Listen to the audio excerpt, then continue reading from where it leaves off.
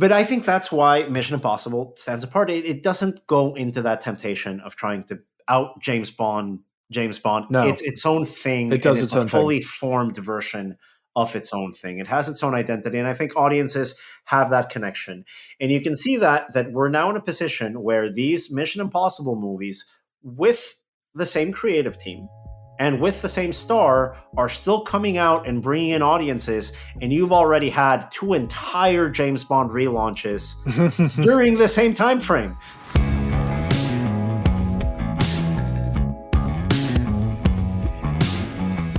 This is the Box Office Podcast. I'm Daniel Loria, the editorial director of Box Office Pro, the pulse of theatrical exhibition. And in this week's episode, I'll be joined by Russ Fischer, the editorial director of the Box Office Studios, a division of our company that provides editorial services for movie theaters, as we look back at the entire Mission Impossible franchise at the movies. We'll be going over the box office history of Mission Impossible on the big screen, a franchise that has graced our screen since 1996, leading up to the release on Wednesday, July 12th, of the latest entry in the series, Mission Impossible Dead Reckoning Part 1. Russ will be joining me shortly as we go over the entire cultural, social, and financial history of these movies. We've both seen the new entry, by the way. We won't be getting into that one because we don't want to share any spoilers. We want to make sure that the audience gets to enjoy that movie at their theater of choice, especially that last half hour, which will keep moviegoers at the edge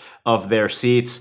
Russ will be coming in the Fischer segment of this episode to go over that entire box office history. But before we get into that, we should go over the news here because we've got a couple of headlines here and disappointing box office weekend to go over, to be completely honest. Let's go through the good news first, leading with the positives. Santikos, the South Texas chain based in San Antonio, is set to become the 8th largest circuit in North America after reaching an agreement to acquire Amstar Cinemas and the Grand Theaters from Southern Theaters. That acquisition will increase the Santikos footprint from 121 screens at 10 locations to a whopping 377 screens and 27 locations in North America. Santikos will now be expanding to a larger portion of Texas and going into new markets like Louisiana, Mississippi, Alabama, Georgia, Florida, South Carolina, and North Carolina. Our congratulations to Santikos for the deal. But now, unfortunately, the bad news, we do have to get into it. Indiana Jones and the Dial of Destiny from Disney becoming the latest title to not work at the box office will be likely looking back at this movie as one of the biggest misfires of the year. The nostalgia factor once again not working with legacy IP among general audiences. The movie opened to $60 million domestically over a 3-day opening weekend here in North America and $70 million overseas for a $130 million global haul. To put that into context on the domestic front, in 2008, Indiana Jones and the Kingdom of the Crystal Skull hit $100 million in its opening weekend. That makes a new installment a 40% drop in a 3-day opening frame when we look at the like-for-like comparisons. We even have to just go back to last month when Transformers Rise of the Beasts opened to $61 million in June, a higher number than the opening weekend haul from Indiana Jones and the Dial of Destiny. I think disappointing all around to see these figures. A lot of reasons why this happened. Let's start with the obvious one. The movie just simply didn't have the critical word of mouth and excitement coming into the opening weekend. Early screening at the Cannes Film Festival produced not the best reactions from the critical community, which just lingered. And then when the film did hit theaters, it looked like audiences did respond more favorably than critics. Dial of Destiny scored 4 out of 5 star amongst general audiences from ComScore's post-track polling and hit a B+ cinema score average. Meanwhile, Rotten Tomatoes reporting an 89% verified audience rating for the film, so at least the popular word of mouth is significantly better than the critical consensus for the film. When it came down to demographics, however, younger audiences simply didn't show up to see this nostalgia sequel from Disney. Only 25% of the audience below the age of 25. Meanwhile, the biggest demographic for the new Indiana Jones movie coming in for moviegoers over the age of 54, that representing 21% of the ticket sales on the opening weekend. An extremely disappointing figure here for Disney and the Indiana Jones series. But the first trilogy, the first three films in the series were beloved in the 1980s. There was that long pause. The 2008 fourth installment didn't really work that well, even though financially it performed according to what I think everybody wanted it to perform to. This one doesn't even get that far. And that'll do it for Indiana Jones and the Dial of Destiny at the box office. Moving on here at the new movies opening next weekend, we do have to look at the 3-day debut of Mission Impossible Dead Reckoning Part 1 as a bright spot. Now, remember, this movie is opening on a Wednesday, so you will be getting 5-day opening weekend figures that will mold how we talk about this in the press in the coming days. We are in this conversation just for a simple, comparable purpose, just talking about the 3-day Friday to Sunday opening weekend. We are expecting Mission Impossible Dead Reckoning Part 1 to open to $65 to $75 million on that frame after the July 12th weekend. Coming in before that, we've got two other studio titles, from one from Sony, one from Lionsgate. Let's go with the Sony one, Insidious, the Red Door, new horror entry coming into the market. That's expected to open between $20 and $30 million in the market, while Lionsgate is coming up with an R-rated comedy, Joyride, a film that screened, I think, to a positive reaction at CinemaCon 2023. We are expecting more modest results from that title, an $8 to $15 million opening weekend range there. Those are the numbers that we have coming up ahead of us. I think everyone in this industry is expecting Dead Reckoning Part 1, the new Mission Impossible movie, to help move the needle a little bit forward.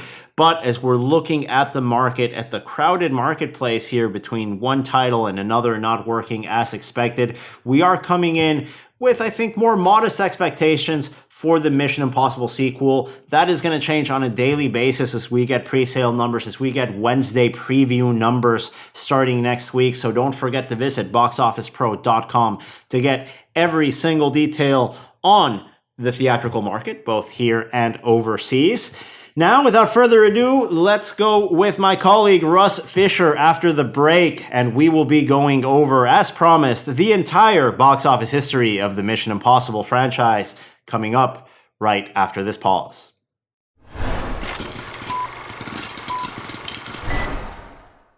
Welcome back here on the Box Office Podcast. In our feature segment, I'm Daniel Loria, the editorial director of Box Office Pro, joined by Russ Fischer, our co-host and colleague, the editorial director at the Box Office Studios, which is a division of our company that provides editorial services for movie theaters. Let's start with the first one here. Russ, Mission Impossible, released on May 22nd, 1996. Mission Impossible, of course, being adapted from a popular American TV series that ran from 1966 to 1973 originally.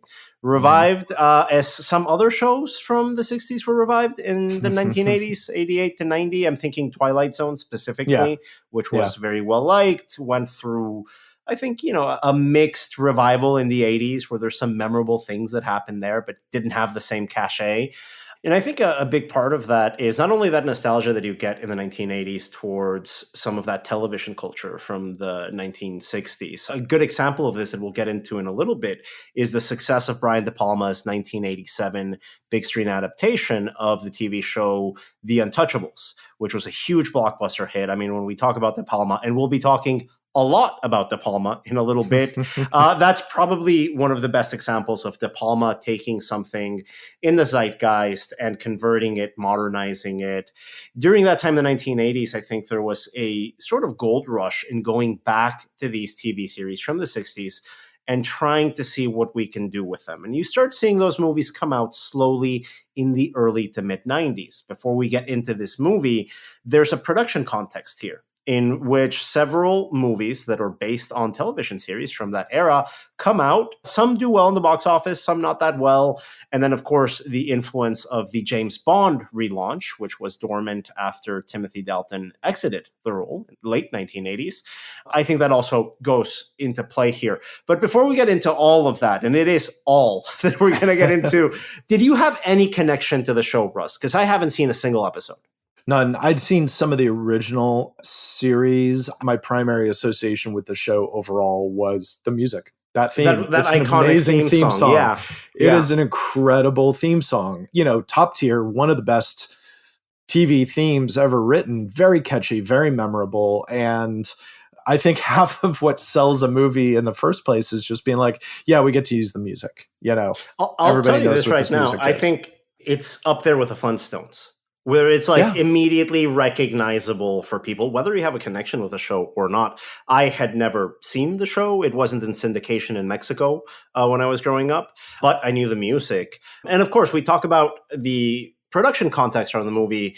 In 1993, there is an adaptation of the popular television series The Fugitive that does very well at the box office. In 1994, Mel Gibson comes on for an adaptation of the TV show Western Maverick at the movies. I'm not sure that does fantastically well. I mean, Maverick didn't hit in the same way. The year before Mission Impossible comes out, the James Bond franchise is relaunched with Pierce Brosnan at the helm, a TV star in his own right. With GoldenEye, that does fantastically well. And I think there is a new attention. Huge success. Brought into these international spy thrillers. And then a year after Mission Impossible comes out in 1996, Hollywood gives it a shot again by putting the co-star of Top Gun with Tom Cruise, Val Kilmer, at the helm of The Saint in 1997. That does not go over too well. But this isn't something that just exists in a vacuum. There is a series of these films. There's actually a strategy here of Hollywood looking at this well and seeing what they can develop from it. And I mean, it's worth saying, too, that through all of this, like this movie that was released in 1996, wasn't like they started developing this in 94 when GoldenEye came out, or even, a year or two before that. It's like Paramount's been trying to make a Mission Impossible movie for a long time. They've had a lot of people come in, they've just never cracked it. Nobody's ever come up with something that got a green light. And then in the early 90s, Tom Cruise and Paula Wagner, who's been his agent for over a decade, decide to form a production company together. And the first thing that they really successfully put together is a remake of a big screen reboot of Mission Impossible. But they start that. It took them years to put this together. There were different permutations, different directorial combos, different script ideas, all sorts of stuff that ultimately, led to this Brian De Palma directed movie that comes out in, May of 96.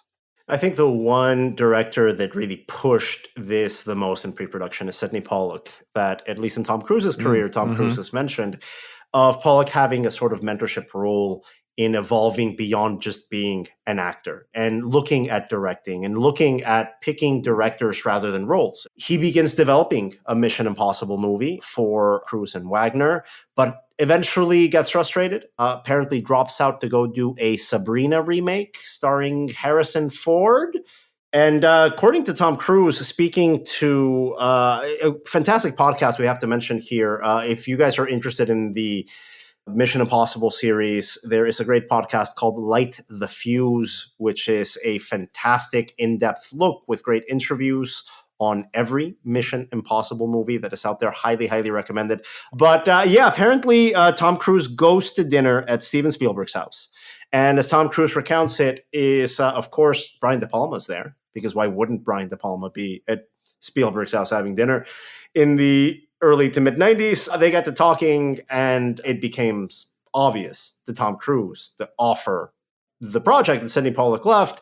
You know what, Brian De Palma, you did a version of this-ish with The Untouchables.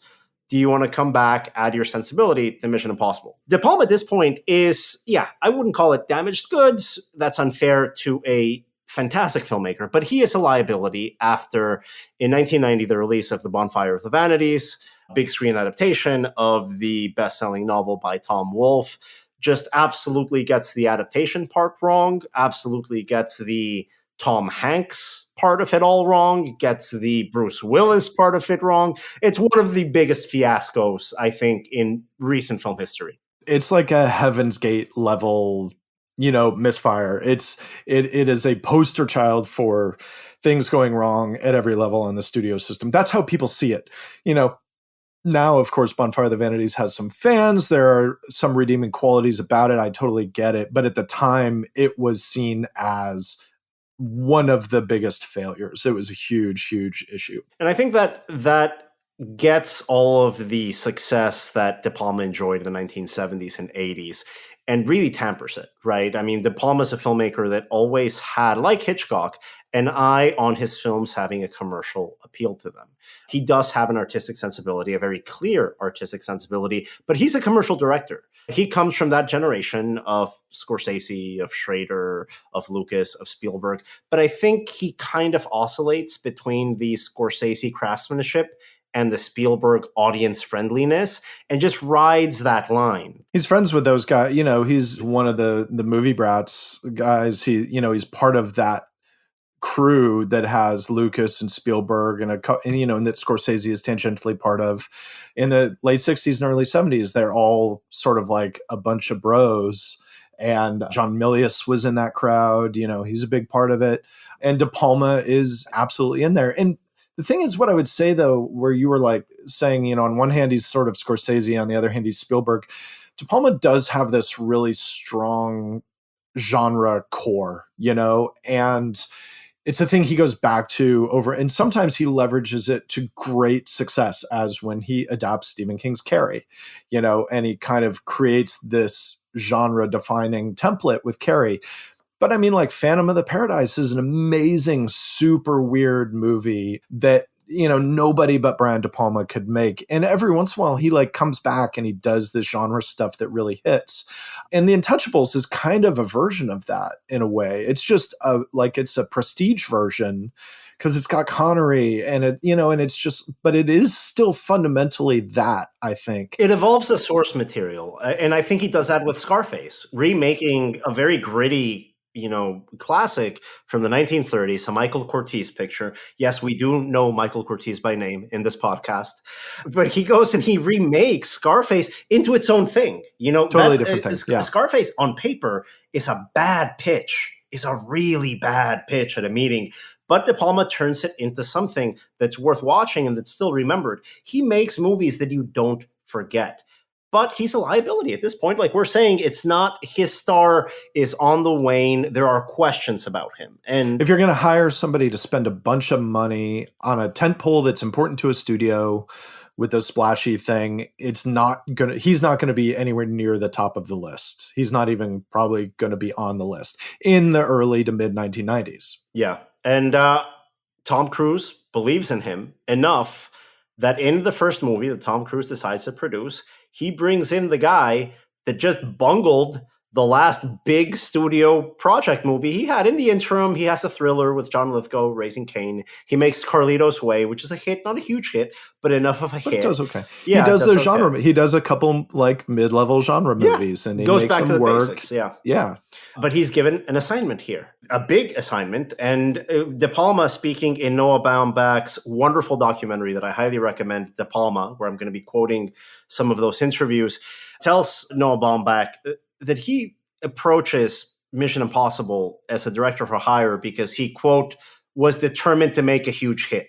He was not vague at all about this. He knew what his career needed, and he knew what he had to do to get there. Another thing he says in this documentary when talking about the film is he's saying that, quote, this was a situation where whatever Tom Cruise wanted to do, Paramount would make. They didn't care. They just wanted to do Tom Cruise in Mission Impossible. When the movie comes out and Roger Ebert reviews it, and a lot of the stuff in Ebert's review is like, he is more concerned with style than story. which is wise, since if this movie ever paused to explain itself, it would take a very long time. And then later, Ebert says, and this is a positive review, by the way. Later, Ebert says this is a movie that exists in the instant, and we must exist in the instant to enjoy it. And it's kind of like, the whole thing is, the bottom line on a film like this is Tom Cruise looks cool and holds our attention while doing neat things that we don't quite understand, doing them so quickly and with so much style that we put our questions on hold and go with the flow. And it's like, it's funny because those things exactly mesh up. And I think that fundamentally, that's always what these movies are. I think that's an ethos that even as these movies have become more ambitious from a character and structural perspective, to the degree that we get that Mission Impossible Fallout, which I think has some genuinely effective emotional beats in it. Like, I think that movie works because of its characters and how they interact.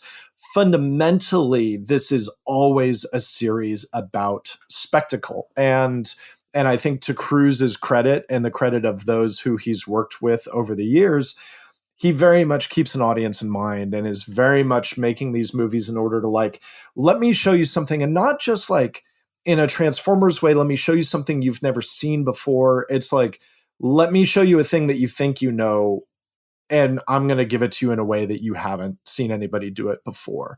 And I think they continually go back to that as a central ethos, as a central approach to the movie making. And I think they continually, to different degrees, get it right. And that's why they're still making these movies almost 30 years after that first one came out. And what you mentioned in Ebert's review is still part of the series Absolutely. today. And I think part of what makes it work, and De Palma is aware of this even at the script level.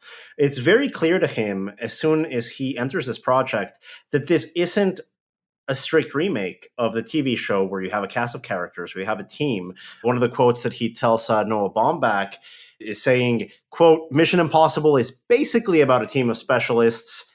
Now we had to turn this into a Tom Cruise movie." Then I said, well, the first thing we have to do is kill off the whole team. And that's exactly what happens. Really, within the first 15 minutes, again, spoilers, get over it. You'll be fine. This movie came out a long time ago. But in the first 15 minutes, this movie that exists in the universe as a story of a team, of an ensemble, turns into a Tom Cruise movie by killing off every single other character in the opening sequence. A bold move. Again, it works in the service of where this movie is going. And I think part of that also has to do with, let's say, the less interesting parts about talking about the Mission Impossible movies. We're not going to be talking too much about plot. We're not going to be talking too much about character motivation. That's really not why these movies exist. And that's something that Tom Cruise understands. And that's definitely something that Brian De Palma understands. So much so that in this movie, you've got two dueling screenwriters updating the script as they're shooting. This is something that'll happen throughout every single Mission Impossible movie that's been made, really up until the ones that are in production now. Production delays, recastings, rewrites, writers coming in, directors falling out, actors coming in and out. That happens all the time. These are not easy movies to make. But the weird thing is, I don't have that feeling as I'm watching the finished films that these were troubled productions at all. Maybe with the second one, but not that much. The second one feels like that. But that's the only one. And it's kind of amazing because, like, the fourth one, Ghost Protocol, which is the one that I think is pretty consistently, for fans of this series, Ghost Protocol is one of their favorites consistently. It's pretty high in my ranking. And Ghost Protocol was a massively troubled production to the point that a guy Tom Cruise had worked with as a writer on another movie, Christopher McQuarrie, was brought in to save the movie. And he does so well that he becomes the co-architect of the rest of the series with Tom Cruise. But he comes in during production, like as they're shooting it, like at the reshoot level, he comes in. Like 3/4 of the film is done. And McQuarrie comes in as a uncredited rewrite guy, and like you mentioned, just completely takes reins of it, and the franchise goes on a different level. like ditches fundamental concepts about the movie, and in doing so like completely rewrites the trajectory of the series, probably rewrites the trajectory of Tom Cruise's career, certainly rewrites the trajectory of his own career, to the degree where at this point Tom Cruise and Christopher McQuarrie are like an inseparable duo that you can't really imagine a Mission movie being made without the two of them working together. You feel like if at any point, certainly if Cruise is done, it feels like Mission's done. And it kind of feels like if McQuarrie was done, Mission is also done. Like, how do you do it without him at this point? It's really interesting how we evolve from a sort of all-star team of directors and star to a very great kinship and working relationship between McQuarrie as a writer-director and Tom Cruise as star in what the series is today. We'll go into that evolution shortly. Let's go back here for this first movie, for the De Palma part of the conversation, because there's so many avenues to take this. Let's just go back to 1996 real fast. Russ, do you remember where you were when you saw this movie? Yeah, I was living in Boston. I was just starting to work in film production. I saw Mission at the Somerville Theater, which is at the time, it's an independent movie house. I think it's still independent. It had just been renovated at the time, so it was like kind of reopened. And yeah, and that's a couple of blocks from my house. I walked up there and saw Mission, and then went back and saw it a couple more times while it was still open. And I loved the movie. I was kind of surprised to love it, but it was like, it's Tom Cruise, it's De Palma, it's this, action-y spy thriller thing, like all of this stuff that I like. But then it worked for me in a way that was surprising to me, in a way that was maybe surprising to a lot of people. I don't know, maybe that was a common experience where people were like, oh, okay, let's go see this thing. And then it turns out that it's super entertaining and kind of ballsy in the way that the best De Palma movies are, where he's like, I'm going to come up with the idea of these images and just immerse you in them. And it's like the scene of Ethan Hunt, Tom Cruise's character, Ethan Hunt, suspended over a floor trying to, steal this digital data from the secure government facility. It's like, it's an amazing image, and it's executed so skillfully. And it's like, it calls back to like classic heist movies where, you've got Rafifi, or, you can go to a couple of different places with it. But De Palma does these, like, he can do these mostly wordless sequences. His visual storytelling is exceptional. And I think he uses that to great effect in the first movie, where he's not relying on flashy camera stuff. It's like, he does a lot of quick editing, but the storytelling, the fundamentals are there and are very strong. The visual storytelling specifically. And you're absolutely right in that, even though you've got screenwriters like David Koepp, a very accomplished screenwriter, writing half of this script, while simultaneously you have the legendary Robert Towne writing the other half of the script. You don't know what's getting used, what isn't. De Palma's able to come in and do what he does best in telling a story visually and not really relying on dialogue too much, not really relying on plot or character. I remember watching this in my hometown in Mexico. It was May of 1996. The midpoint of every Mission Impossible movie has arguably the biggest suspense climax. The midpoint in this one is the high wire scene.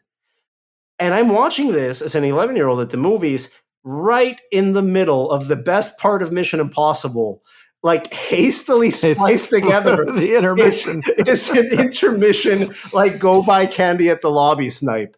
And a 7-minute break. That's exactly what it felt like.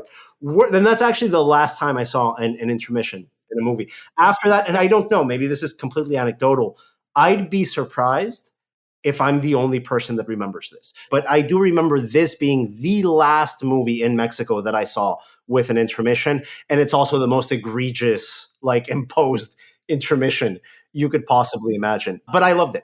As an 11-year-old, it was everything I needed it to be. There's a lot of stuff in this movie that is still in these movies. The idea of and it runs sort of counter to a James Bond film, where it's there's gadgets, but they're not reliable.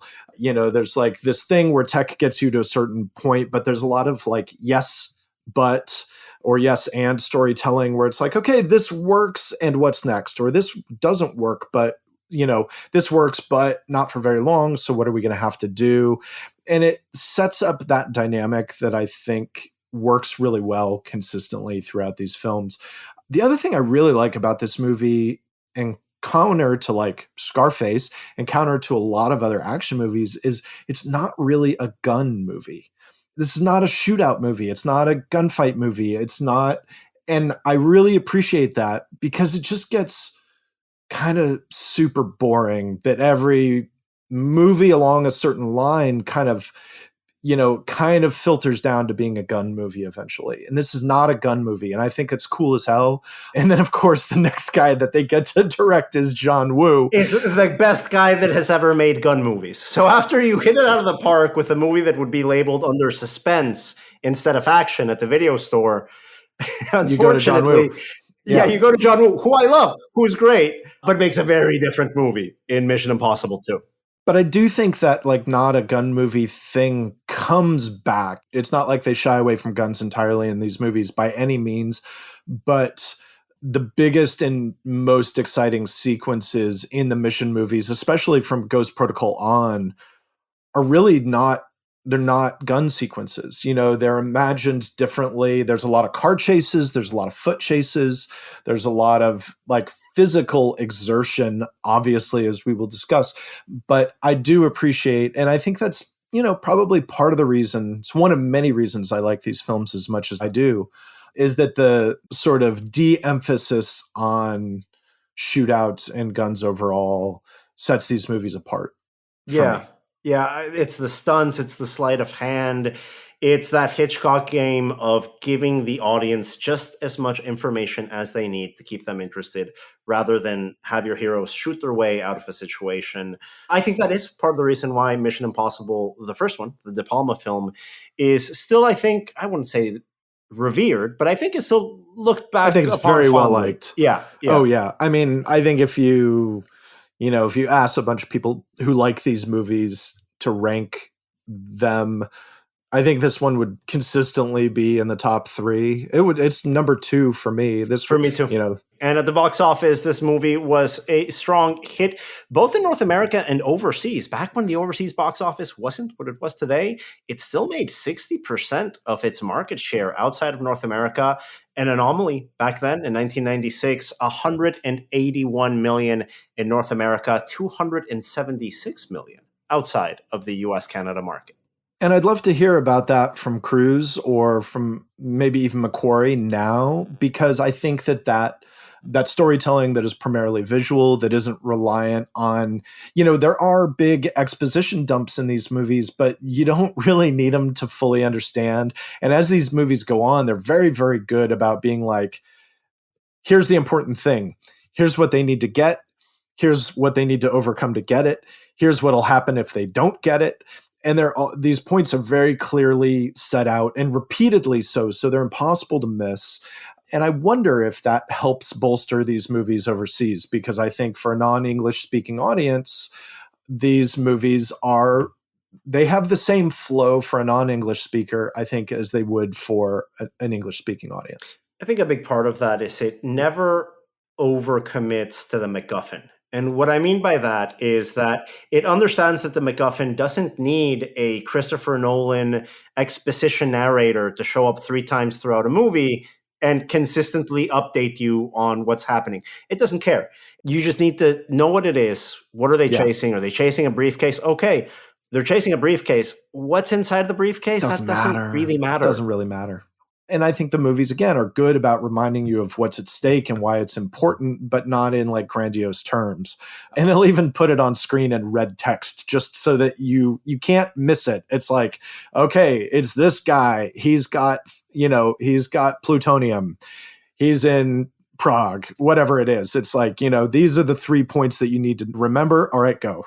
Everybody start running. It's interesting because it very much feels, the first Mission Impossible movie, like a self-contained film.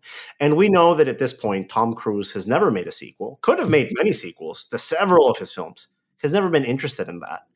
You can imagine a world where Tom Cruise goes off, does other things, Brian De Palma not interested in coming back, and that's it. we look back at this Mission Impossible movie. It's a nice little curiosity in Tom Cruise's career, but he does decide to come back and take a stab at the sequel. For the first time in his career, Tom Cruise decides, I'm going to put the number 2 next to a title of something I've made. That movie, of course, is Mission Impossible 2, which comes out almost exactly 4 years after the first one, May 24th of the year 2000. We'll go into the production context in a little bit, but I do want to ask you again, Russ, do you remember where you saw Mission Impossible 2? No, I don't. It would have been in Boston. It was probably at, just there had been the big, I think it was an AMC opened in Fenway. I probably saw it there, but honestly, I don't remember. I mean, I saw it the weekend it opened. It was a John Woo movie, and it was a Mission Impossible sequel, and it was like, and this was at a time when I didn't have a lot of time to go see movies, so I had to pick and choose, and I absolutely saw this one, immediately. Because the marketing campaign for this one was huge. I mean, it was a big hit, the first one.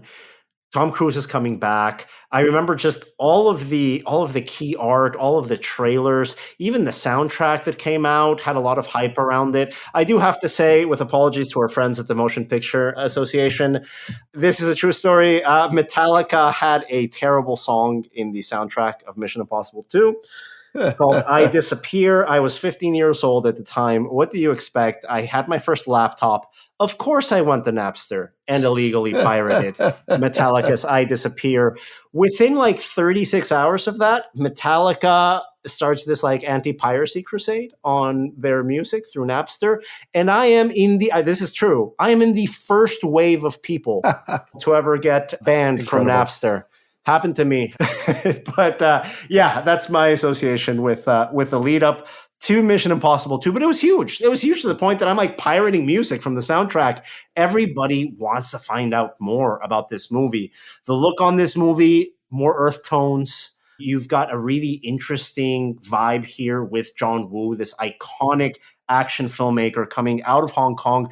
But I mean, I was a huge John Woo fan. He was one of the most significant filmmakers for me in the early 1990s. So when he came to the US, I was there immediately. I like Hard Target now. I didn't really like it at the time.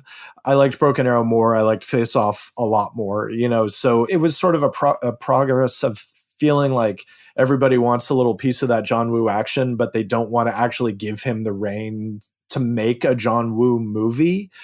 And so I liked Face Off a lot, but his other movies I was perpetually a little disappointed with because they just didn't feel like they were they didn't feel like they were using him or he was being allowed to work to the degree that he was in his Hong Kong movies, especially, from like A Better Tomorrow through the end of his Hong Kong run.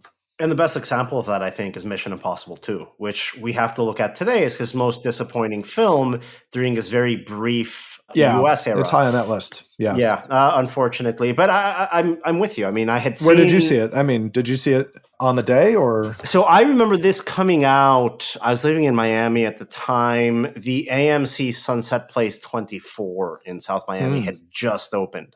Not that long, not that far behind this coming out. So I remember seeing it like opening day at a very new AMC. This is like the age when like the only thing you can do when you're 15 is go to the movies. Obviously by 16, you're like trying to buy beer at gas stations. But at 15, it's still the movie theaters, right? Like it's before you find out you can illegally purchase beer at gas stations. So this was like the thing to do, I think, for the entire month of May for me. I was really looking forward to it. I have very fond memories of going to see the movie. But even back then, I remember watching the movie and expecting Face Off with Tom Cruise and walking out and saying, wow, that was a movie. Yeah, that wasn't what I wanted it to be. And it's interesting because you can see on paper why they went with John Woo. You mentioned the visual storytelling that this franchise has always worked with. John Woo, one of the greatest visual storytelling directors of the last 30 years, both in Hong Kong and during his US era. Here, however, I think if he felt shackled by the Hollywood system, being shackled by a major sequel for Paramount starring the world's biggest movie star, really conditions this movie. This movie does feel like a John Woo movie. There are so many trademarks of John Woo in this movie. But at the same time, that Robert Towne script really, really weighs this movie down. The original cut, apparently, I think they've mentioned that it was like 3.5 hours long and rated R, what John Woo turned in, which makes sense because movies in Hong Kong are long and violent. This gets trimmed down in a way that whatever we see doesn't quite work, and it gets trimmed down to a PG-13 that isn't great. But I mean, look, the rating isn't the problem with this movie. No. I think that there's a couple of things about this. You got to remember, at this point, the Mission Impossible movies are not exceptionally known for their stunt work. That's not what they are now. Obviously there were good stunts in the first movie, and Cruise is even thinking along those lines because he opens Mission Impossible 2 with this free climbing, section. But the thing is, it looks like it's an effects-based sequence, even though Cruise shot it, like performed it, and it was filmed in a way that was kind of akin to the way he would do stunts now. And that's the case with a lot of this movie, in that it's filmed in such a way that the filmmaking actually undermines the credibility of a lot of the action in the movie. A lot of it doesn't look very real because of the way it's shot and edited. So you got that. That's an issue. There's like a car chase, dance, romance scene that just does. Like, if you like that a lot, or it's it a James doesn't Bond work scene at all. in a franchise that doesn't need James Bond scenes. And there's just a bunch of that. Like, this movie isn't cast very well. It's funny, you talk about the first movie, they kind of kill off the team immediately, but then they do rebuild a team and get it going. And I think one of the things that's cool about these movies is that, especially over time, they have developed this pretty consistent team core structure. So you have some sense of what you're going to get. It's not always just a disposable cast of new irregulars. But in Mission Impossible 2, it kind of feels like a disposable cast of new irregulars. You don't really get the sense that any of these people are going to stick around necessarily. And that makes it hard to really get into. You got Dougray Scott as the villain, who's he's miscast. He's badly written. Obviously the famous story with this movie is that the production on this movie went over, and that prevented him from playing Wolverine in Bryan Singer's X-Men movie, which is what opened the door for Hugh Jackman to be Wolverine. And, we all know what that did. So that's kind of remarkable. But yeah, I think on a lot of levels, this movie doesn't really work. It's my least favorite of the series by far. Yeah, for me as well. And it does feel like just another episode rather than a continuation of anything special. And it doesn't even really feel like a John Woo movie, except here and there. And then along those lines, like, Thandiwe Newton plays the female lead, who is like, there's kind of this romance between them that just feels very glib. It feels more Bond than it feels like anything out of the Mission movies. I don't think she's the best fit for the role, but I also don't think it's a very good role. And so maybe the fault is not with her. Maybe the fault is just with the writing. The whole thing feels very superficial. Mission Impossible 2 becomes a massive box office hit, opening to $57.8 million in North America, $215 million domestically total, over $330 million overseas. Once again, an overseas market share outperforming the domestic one at a point in time when this didn't usually happen. Over $500 million in global box office. The top movie of the year worldwide. Of course, there's going to be a third installment, but something happens in Tom Cruise's career. He jumps on a couch. There's the couch jumping. Yeah. Well, he and Nicole Kidman split. There's that. There's the couch jumping. Things changed for Tom Cruise. It was not a good couple of years for Tom Cruise. Things really got difficult for him. And in the meantime, he's trying to develop Mission 3, and he's developing Mission 3 with David Fincher, not known as a guy who's open to a lot of compromise, not known as an easygoing filmmaker. And frankly, it's kind of difficult to even imagine the two of them successfully getting a movie off the ground. And in fact, that's they why do not. I was so surprised that Fincher would have even been remotely interested after what happened with Alien 3. Yeah. Fincher's already been through this rodeo with a major studio and finished out on the losing end of this. At this point, Fincher's career is really taking off. This is post-7, post-Panic Room, David Fincher. Why? Post Right? Fight Club.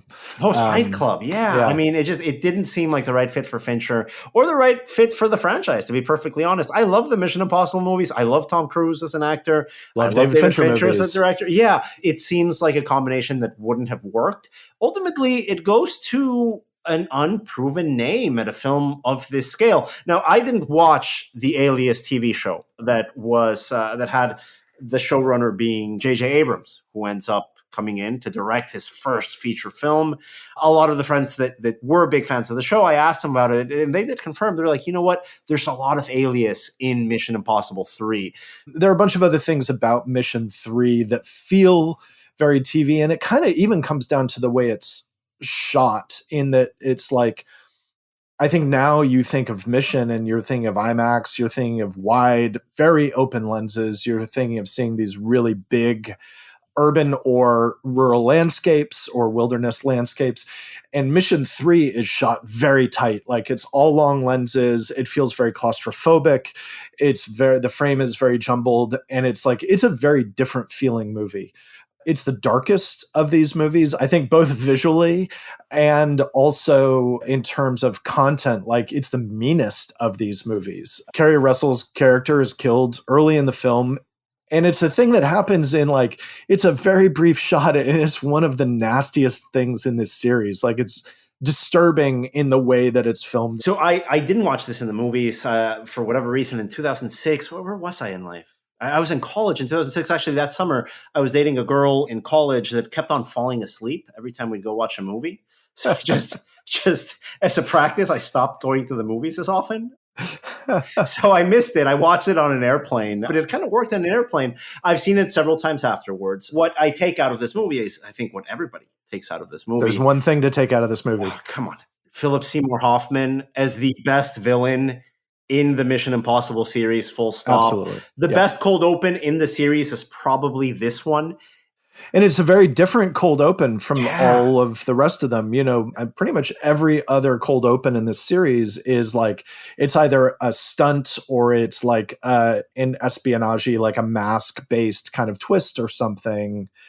But then this one, it's like a flash forward that really just shows you, like, it gives you his villain. It gives you Philip Seymour Hoffman's villain. And it's like, this guy is mean, and this guy will absolutely do stuff you don't want to see him do. And it's funny when you go back and actually rewatch Mission Impossible 3, Philip Seymour Hoffman, which is what you take away the most from this movie, isn't really in the movie that long.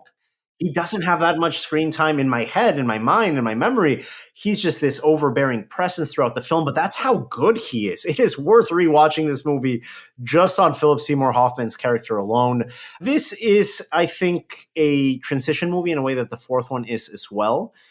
Where, yes, it's still a standalone movie from a director. So you've got De Palma, then you have Wu, then you have J.J. Abrams, but you start getting little pieces of story and little pieces of character arcs that will be expanded in the future movies. And J.J. Abrams comes back to produce several of the movies. After this one, he gets invited back as producer, and the franchise goes in a different direction. So this is a new sort of origin point for the movies. It has a very, a way different feel than the two movies that precede it. And it worked for me. Because of that, it worked for me. It is a movie that I like to rewatch quite a bit. You've got really great casting with, like, Lawrence Fishburne shows up, which is great. Michelle Monaghan starts to play a very significant role, and she's going to be significant through the series all the way up through Fallout. I mean, Fallout really is the conclusion of the story that is begun in Mission Impossible 3. And that's part of why Fallout works so well, because of the way they handle that. But yeah, there's a lot of good choices made here. I think J.J. Abrams is very good with casting, and that helps bolster this movie quite a lot. Unfortunately, at the box office, it is the lowest performing film of the Mission Impossible franchise to date. Opens at $47.7 million in May 5th of 2006.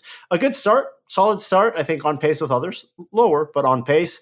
Domestically, it sputters out to 134 million, 34% of its global market share, with 264 million coming in from overseas.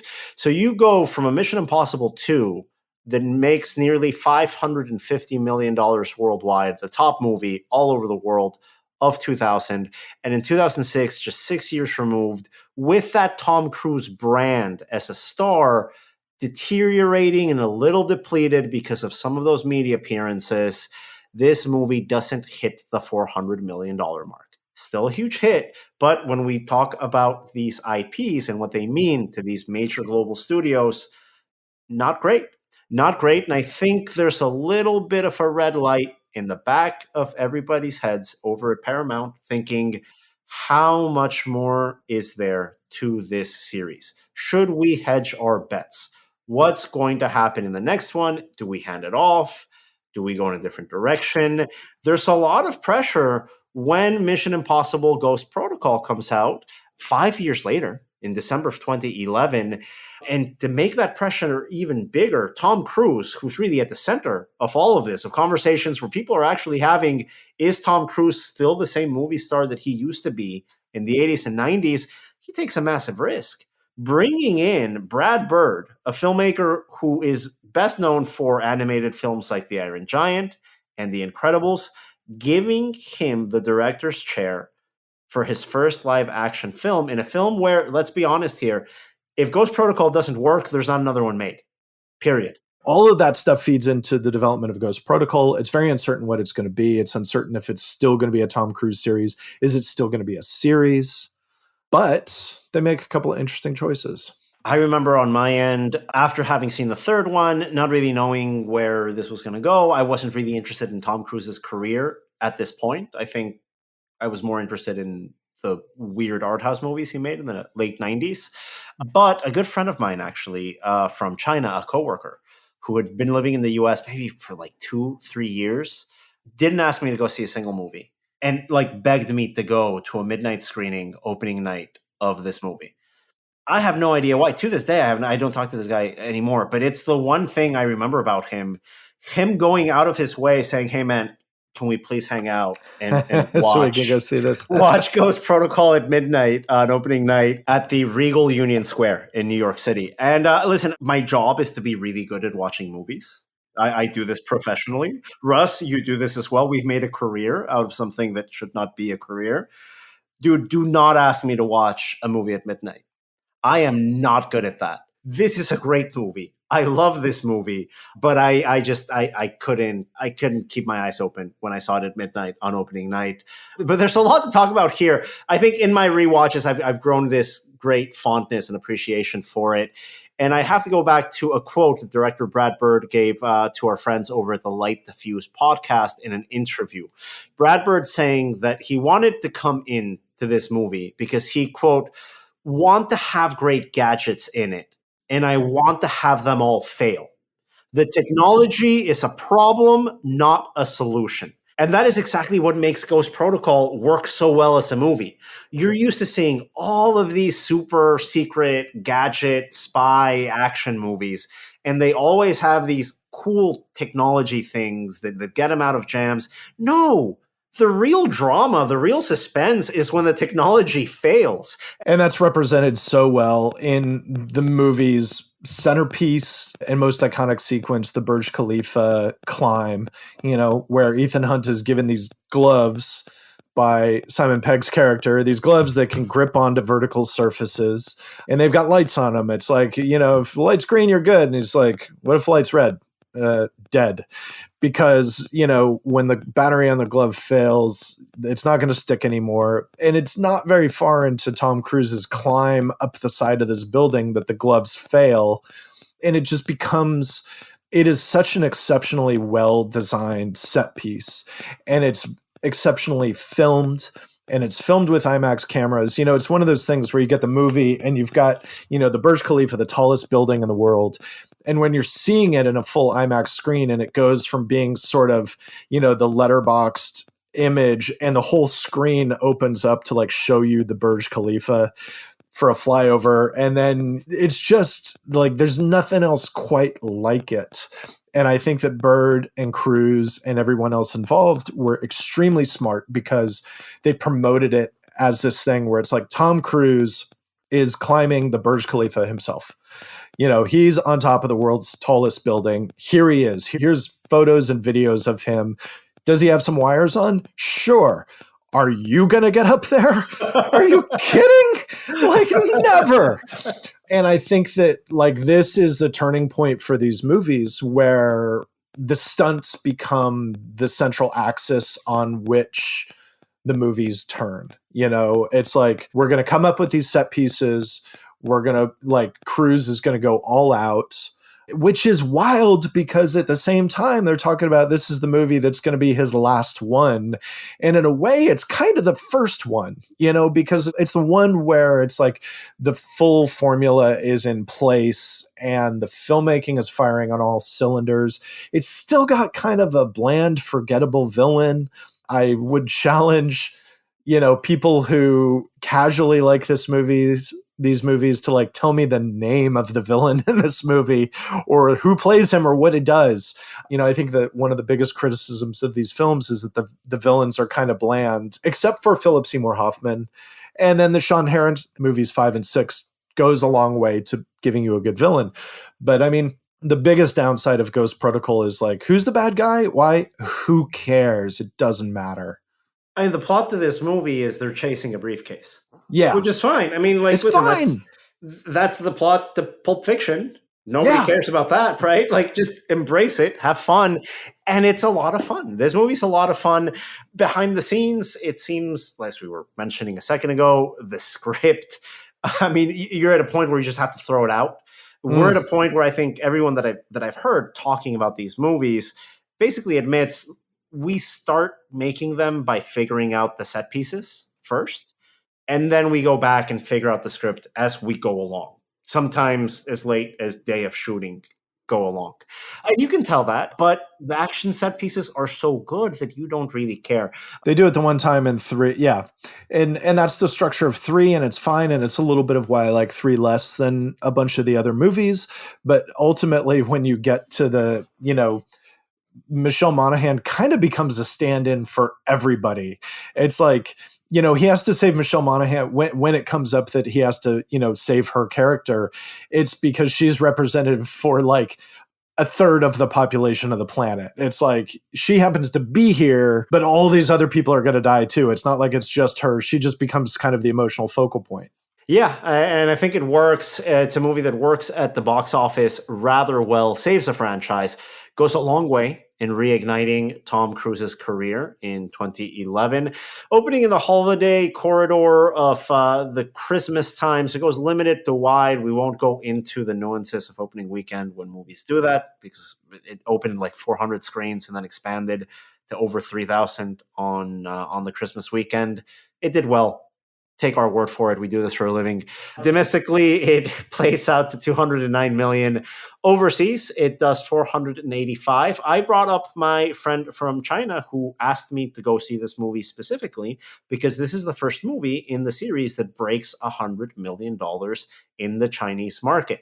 And I think that's a reflection of the popularity of these movies in China. It's just going to increase with the sequels. Of that 485 million, as we mentioned, 101 coming from China alone.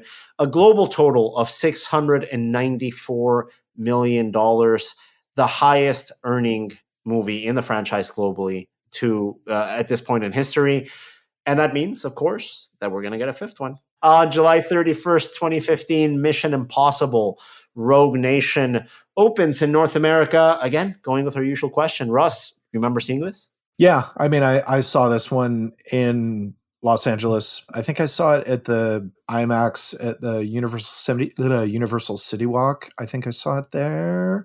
But I mean, I know I saw an IMAX press screening in Los Angeles. I always saw this at a press screening as well. Yeah, it was a press screening for me. I think it was at the AMC Empire in Times Square. Usually Paramount does that. Sometimes they do Lincoln Square in 72nd Street. But yeah, I remember seeing this in a press screening. What I will tell you that I remember the most out of the lead up to the release of this movie is at CinemaCon that year in 2015, Tom Cruise being there in person and winning over that room within 30 seconds of smiling at them and then showing them footage of him dangling off the side of an airplane. That's what I remember basically in the run up, just this great CinemaCon presentation with Tom Cruise in person selling this movie. So I was excited to go see it in the press screening. The movie works. There's stunts. This is a movie where you can tell that the stunts are really where the entire focus of the movie is, because I don't really remember anything else. The Syndicate, which is like the Spectre equivalent of the Mission Impossible TV show, they bring them in as like the bad guy here. Yeah. Yeah, they introduced that. Actually, that's part of the Chris McQuarrie rewrite. In 4, they introduced the Syndicate at the end of 4, and that kind of tells you like, oh, maybe they're doing something different here than we were expecting them to do. And then indeed, contrary to whatever rumors there were about 4, like Jeremy Renner's character from 4 returns in Rogue Nation, the 5th movie, but so does Tom Cruise as Ethan Hunt in a very active central role. And it's like, the kind of stunt and IMAX spectacle of Ghost Protocol has kind of reinvigorated not just the franchise, but Cruise himself as the central figure of the franchise. It's like, nope, he's not going anywhere. He's going to keep doing this. And, like you say, when they kick off, the promo run for this movie pretty early by showing off footage of him hanging off the side of a large airplane in flight, it's like, yeah, give me this movie immediately, And when we look at not only the Mission Impossible series, you mentioned how these movies stand in contrast to the James Bond series. I mentioned how the first Mission Impossible is launched 6 months after GoldenEye is launched. Mission Impossible 3 comes out the same year as Casino Royale comes out. So it's a little bit of a rebirth. Tough competition. Two franchises. Yeah. And they sort of evolve very differently. But something that the Bond movies have always borrowed from is this heritage from Alfred Hitchcock, from visual storytelling, from suspense over action. Whenever they've departed from that and gone more into camp or into just doing what everybody else thinks it's cool, which I think sometimes Bond movies can be too trendy. And I think that's a huge flaw of them. They're too trendy, but they're always like 3 years behind the trend because it takes so long to make a Bond movie. It's like their Bond movies seem inevitably to be reacting to trends from like 4 years ago. And it's rare where a movie like Casino Royale, even though it's not ahead of the trend, like with parkour, it does it so well that it feels like it owns it in a way that's not always common to the Bond movies. Yeah. I mean, even something like there's like a huge subplot in Casino Royale on playing poker. The poker at a thing. Casino. Remember that's at the time when every time you turned on ESPN, it'd just be poker. There were poker tournaments. Just totally. And that kills that movie 24/7. Like, I love Casino Royale except for the poker stuff, which just so destroys bad. that movie for me. It's I so get so bad. bored during But those that's something that sequences. Mission Impossible gets right in that they always go back to that DNA of Hitchcock and specifically the DNA of a movie like North by Northwest, which is the proto James Bond movie where you get a charming star, you put him in a position where he's in the middle of a global espionage mystery. He doesn't know what's going on. He has to travel all over the world. He's doing all these stunts. And that's what I think Mission Impossible gets right, where they're able to, instead of lean into like, oh, well, the kids like poker, let's do poker. No. Go back to the prototype. Go back to North by Northwest. What did you learn from North by Northwest? How can we get that ethos and improve on it? I think Rogue Nation does that, obviously, with the obvious homage in that Vienna opera sequence. There's a number of weaknesses about this one that keep it out of like the top tier of mission movies for me. But when those set pieces are firing, they hit really well and they work exceptionally well. And when we look at this franchise as a whole, as we've been mentioning, it starts in this conception of let's get Tom Cruise to work with one-off directors that have a name, that have a very specific style, and let's try to infuse this visual style that's very well defined of these filmmakers with a great background into a franchise. That's a fascinating pitch to me. And I think that's why even Mission Impossible 2, that doesn't work all the way, is an interesting movie and why I will rewatch it. It's more interesting than many movies like it. Mission Impossible 1 has that. The third one, even Brad Bird coming in for the fourth one, it feels like a Brad Bird live action movie. The fifth one strays away from that in a way that it doesn't hurt the franchise, I don't think. And I think that's something that McQuarrie gets right in being the director of this title. You mentioned McQuarrie coming in, doing a very late stage rewrite before reshoots on the prior installment. He comes in as the trusted confidant to take over not only the screenplay for Mission Impossible Rogue Nation, but also the directing of it. Something that he said in this wonderful podcast series, Light the Fuse, is, I think, very interesting to bring up here. McQuarrie telling the podcast that he doesn't see himself as a director that needs to put his own personal stamp on a movie when he's working in a franchise. He sees himself as a steward of that franchise, as a caretaker of that franchise. McQuarrie has this ability to be a little bit more flexible and go with the flow of all of the stresses that these movies involve, meaning you have to figure out the stunts, you have to figure out the set pieces. Don't lose sight of the story. He's a writer, and he's a good writer at that, a very talented screenwriter. So he doesn't completely ignore that aspect of the story or characters. And I just think he's the perfect fit for the franchise that now I hope he doesn't depart it, because I think he's perfectly made for these movies and as integral as Tom Cruise is. Oh, yeah. Yeah. I mean, I think, well, and also with him, you've got to look at it's like obviously he became famous for writing The Usual Suspects, which is, Bryan Singer's breakout movie. It didn't represent the same sort of breakout for McQuarrie that it did for Singer because he's a screenwriter. The things work differently, unfortunately. But he directs a movie called The Way of the Gun, which is a very good and kind of like buried underseen movie. Like it's still kind of difficult to see The Way of the Gun, and that's in 2000. That movie comes out. McHugh doesn't direct another film until Jack Reacher, released in 2012, starring Tom Cruise. And when that movie comes out, there's a lot of conversation about how Tom Cruise is completely the wrong choice for Jack Reacher. Physically, they are very different. Jack Reacher, as written in however many novels there are. I've read all of them, by the way. I'm not dismissing Jack Reacher. I love these books. I've read all of the first probably 12 of those books I've read at least twice each, and I have read all of the rest until Lee Child handed it off to like his brother. So, Jack Reacher comes out. Cruise doesn't on paper seem like a guy, but he and McQuarrie make a really compelling movie that I think gets better with rewatching. Like I like that movie a little more every time I see it. It has a very distinct visual style. So it's like, it's not weird to say like, do you want to do Mission? And all through this time, he and Tom Cruise are consistently working together. McQuarrie is like rewriting stuff that Cruise is a part of, or he's just writing the script outright. So when it comes time to do Rogue Nation, he almost seems like the most obvious choice. Like he and Cruise have a creative partnership that's very solid. And indeed, I think he is the best choice for it. And I think it's weird, like in my mind, Rogue Nation is better than it actually is. And it has these standout sequences, and it's a very capable movie, but it also does get a little lost in the talkiness. Like Sean Harris's villain is a better villain than in most of the other Mission movies. He's second only to the Philip Seymour Hoffman character.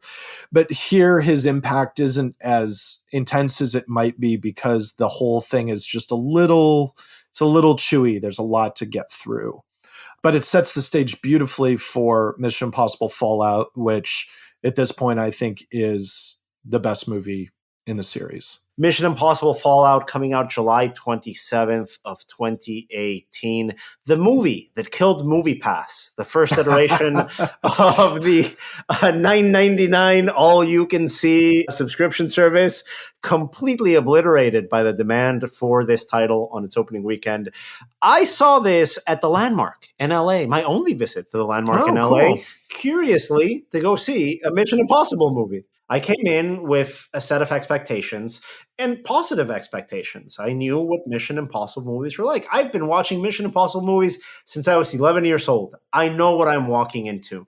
And I walked out of Mission Impossible Fallout by seeing something I had never seen before.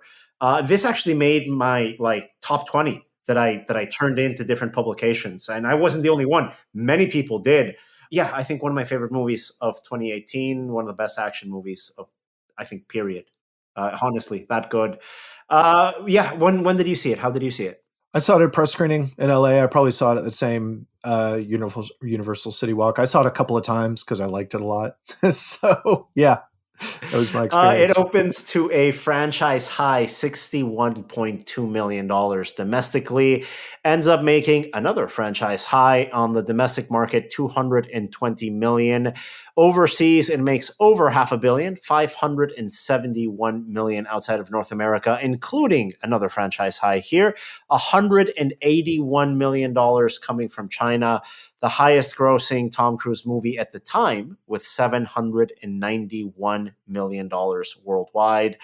Number one in the franchise domestically, number one in the franchise overseas and globally. And there's good reason why. This is a movie that delivers for audiences, period. McHugh is back in the movie. I think that first time that happens, that a director comes back to direct something, and he tops himself. He tops himself, really. What did you think of the movie? I love it. I mean, this is the first, this is the sixth film, but this is the first one that is like an explicit outright sequel to the previous movie. All of them are related, especially beginning with 3, with the Michelle Monaghan character being introduced in 3 and the Simon Pegg character, who becomes more and more a part of things as the series goes on, to the point where, now we've got like the core IMF team is played by Tom Cruise, returning Ving Rhames, who's been around since the beginning, and Simon Pegg, who has become more and more of like a right hand to Tom Cruise kind of role over the years, which really begins with 4 and is carried through all the way to this, and probably into the next one as well. But this one's kind of a challenge, coming off of like a relatively talky Mission Impossible Rogue Nation. They set up the story and the stakes in this one very clearly, very simply. It doesn't feel simplistic. It just feels like, here, we're going to give you a thing. And throughout, it's like the ties to previous movies, I think, are handled exceptionally well. I think this movie is beautifully filmed. I love the way it looks. The tone of it overall is great. The score is terrific. I think this is just a beautifully crafted action movie, and one that really, like you said, doesn't have a lot of peers. There are not very many movies like this. And it ultimately brings a bunch of character stories to a close in a way that is very effective. Like, it's, certainly aspects of this movie are going to continue as story threads into the next film, but the core emotional arc that's going on here is handled really, really well. And I think it gives this movie a power that the others don't have, because as we've talked about, it's like, oh, the characters don't matter as much. It's about the spectacle and the movement. And here it's still about the spectacle and the movement, which are as good as the series has ever been, but now the characters matter more, and their fates and their relationships are more impactful, which gives you just this whole extra range of power that the other movies in the series, by and large, aren't even aiming for. My obnoxious pull quote for this movie, if I were a person that gave obnoxious pull quotes, would be, this is the best James Bond movie ever made. Yeah. It is, but at the same time, it's like, it's so not a James Bond movie. For that reason, right? Like, just because of how much it refuses to fall into that trap. And how many action franchises, Russ, over the years, over the decades, fall into that trap? Can we make a James Bond version of this? And what you end up coming up with is something derivative, something boring, something talky, something completely forgettable. There is no version of a James Bond version of this. There's just James Bond. And those don't always work either, right? Right. But Mission Impossible, I think, succeeds just because it avoids going down that road. And we talk about that competition, GoldenEye, Mission Impossible, 6 months removed in release. Mission Impossible 3, a reimagining, basically, of the Mission Impossible franchise, coming out the same year as Casino Royale. But I think that's why Mission Impossible stands apart. It doesn't go into that temptation of trying to out James Bond. No. It's its own thing. It does its own thing. Fully formed version of its own thing. It has its own identity, and I think audiences have that connection. And you can see that we're now in a position where these Mission Impossible movies, with the same creative team and with the same star are still coming out and bringing in audiences, and you've already had 2 entire James Bond relaunches during the same time frame. You've had Pierce Brosnan do his thing and end his thing, and you've had Daniel Craig do his thing and end his thing, and God knows what happens with that series now. I don't know what the third James Bond thing is going to look like, but while they're figuring it out, we're going to keep on seeing Tom Cruise doing kick-ass Mission Impossible movies. We know that's coming. And I think that that is the best thing we can say about how difficult it's been to keep this fresh, keep this exciting. The only thing I'm scared about is if this series peaked at Fallout. And I'll tell you that one thing that I don't want to overlook in this movie is, well, there are a couple of things. Number one, Rebecca Ferguson's character and performance gets stronger in this movie. She plays a more central kind of emotional role, and she does a great job with it. And then Henry Cavill. Oh, great. An actor I really like and who rarely gets roles in movies that I really like. I love the idea of him as Superman. I don't like those movies. I like the idea of him in The Man from U.N.C.L.E. I am not one of the big fans of that movie. That movie has its fans. I'm not really one of them. I love him in this. I think this is a perfect role for him. I think it makes him look awesome. It's like, but at the same time, it's not afraid to punch him around a little bit. There's the very well used image of this movie of like in the exceptionally staged bathroom fight scene. I've never seen a man reload his arms before. And the great thing, though, the best thing is that Henry Cavill reloads his arms and it's beautiful. And then he gets rocked. He gets absolutely destroyed. And nobody thinks about that back half of that sequence. But that's so important. And we brought up a criticism in the Fast and the Furious series, in that whenever you have hand-to-hand combat fight sequences in Fast and the Furious, it's like The Rock can't possibly lose. Yeah. Even when he quote unquote loses to Statham, he doesn't really lose, right? Like none of those characters, whenever they fight, get hurt or get rocked. In this bathroom sequence, completely annihilates Superman and Tom Cruise, which is something that you don't expect people to do. And actually, I would actually say not too many people that play Superman and not too many people with the star power of Tom Cruise would be smart and humble enough to say, yes, I want to lose a fight. I want to get my butt kicked on screen, but they're smart enough to go there in this movie, and it works perfectly. It works so much better. And the way that sequence is filmed is great. The set is beautiful. Like you're never going to walk into like a venue, like a large event venue bathroom in your life that looks even vaguely like this. And it's a perfectly designed set for this fight. Like you can tell that it was fundamentally put together in concert with the choreography of the fight. And it's like, that's kind of the level at which this movie is operating. Like everything from the top down all works together. It's all designed to work together. The cold open in this movie, I think, is probably a close second to the cold open in Mission Impossible 3, where, as we're saying, there's certain things that make the Mission Impossible franchise stand out. The fact that you don't have you do have big gunfights, but it's not all that you get in these movies. There's a lot of sleight of hand. There's a lot of trickery. There's a mousetrap sequence, misdirection in the cold open in this movie that I really, really like. I think works exceptionally well. And of course, it leads into the best third act climax in the entire franchise, which usually for these movies, just the way they're structured, the third act is usually just all falling action, because the climax comes usually like at the halfway point of most of these films. Not in this one, because if you are a fan of helicopter fights, and I did not know that helicopter fights were something I was interested in until I saw this movie, do I have the best helicopter fight for you? With Henry Cavill, for me, when you talk about these series having villain issues outside of Philip Seymour Hoffman, I think Henry Cavill just nails it. Oh, another spoiler. Too bad. Sorry, guys. Henry Cavill, double agent. You kind of know from the beginning that he's a bad guy. Sort of there's obvious. Not really. Yeah, there's not a lot of mystery there.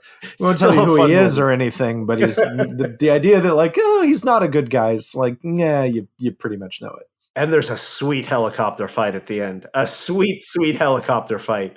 That's exciting. I remember I'm at the Landmark in LA watching this movie, and I have gone through the entire large soda that I had purchased before the film started, and I am just glued to my seat. There's no way you're getting up.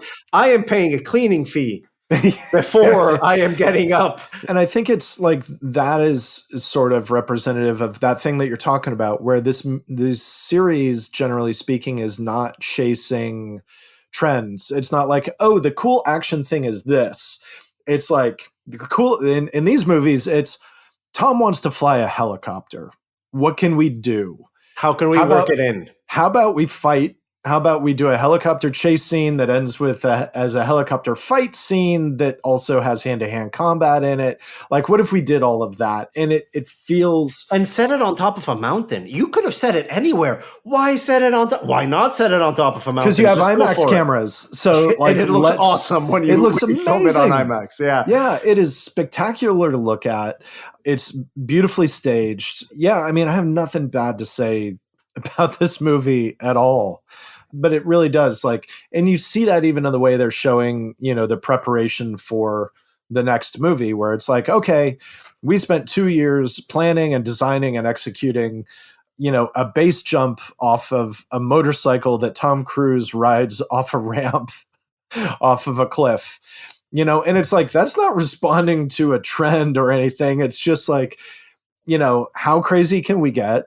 I don't know. That's pretty crazy. The interesting thing about Dead Reckoning is, you know, there's a bunch of stuff in Dead Reckoning that kind of looks like they're doing like, what if we kind of revisit some ideas from the first movie? Like there's some helicopter and train stuff in Dead Reckoning, and there Kittredge, who's one of the main characters in the first movie. We haven't seen him since the first movie. He's back for Dead Reckoning, played by the same actor. Super cool. Okay, great. And that's why I think both of us are extremely excited to see Mission Impossible Dead Reckoning Part 1 of a 2-part series. The next one is scheduled for release next year. Russ, thank you so much for joining us. The Box Office Podcast is produced by Box Office Pro in collaboration with the Box Office Company, Box Office Studios, and Record Edit Podcast. New episodes come out every Thursday, so please subscribe, rate, like, share it with other people that you think would like what we have to say, and don't share it with those that are going to say mean things to us via email. We'll talk to you again next week.